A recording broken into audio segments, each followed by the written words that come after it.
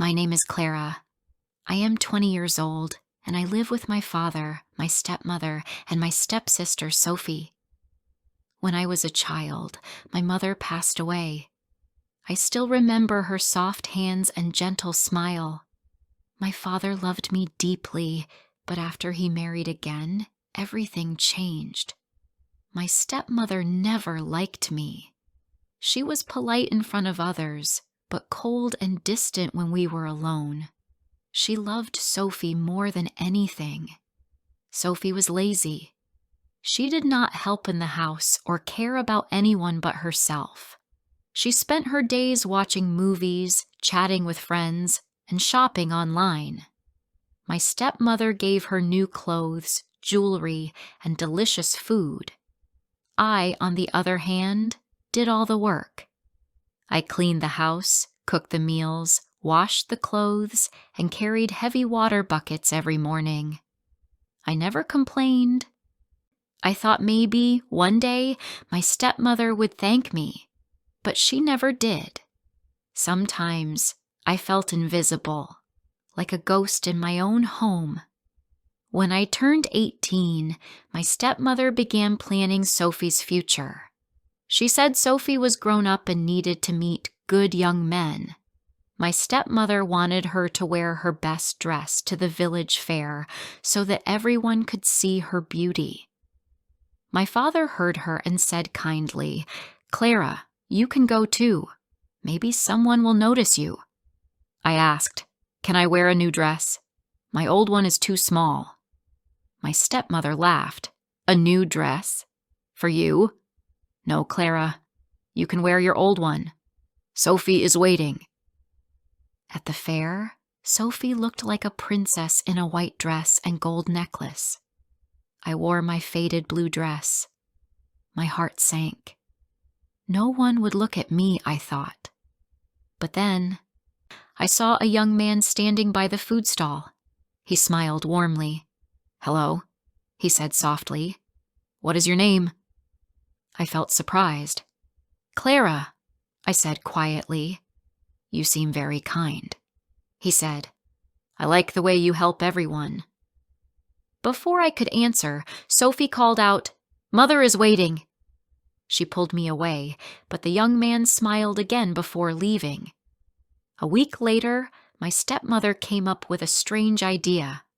"Sophie," she said, "wear Clara's old dress this time. And Clara, you wear Sophie's beautiful one. Let us see who looks better now." I did not understand her plan, but I had no choice. I wore Sophie's white dress and necklace. When we arrived at the fair again, people turned to look at me. I heard whispers. "Who is she? She looks so beautiful." The same young man came to me and smiled. "You are amazing," he said. "Can I visit your home and meet your family?" Sophie said nothing. I could see anger in her eyes. My stepmother was silent, but her face showed dislike.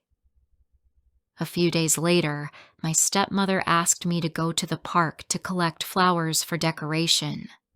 I did not want to go, but I went. The grass was wet and I slipped, falling hard and hurting my leg. I could not walk home. Scared and alone, I called the young man. He came quickly. He carried me home and brought food and medicine. Every day, he came to see if I was better. His kindness touched my heart. At home, my father finally began to notice everything I did. "Clara," he said one evening, "I am proud of you. You are brave, kind, and strong." For the first time in years, I felt happy and seen. My stepmother and Sophie grew bitter. They ignored me and whispered bad things to others, but I stayed quiet. I worked hard and focused on my studies. The young man and I became close friends. We talked, laughed, and shared dreams. I realized I loved him. He cared for me more than anyone ever had. He saw my effort, my patience, and my heart. One day, my father arranged a small family dinner. My stepmother tried to make Sophie look perfect and me look simple.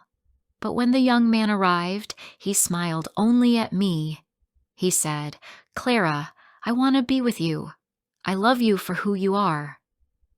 My heart filled with joy. My father smiled proudly and said, "You deserve all the good things in life."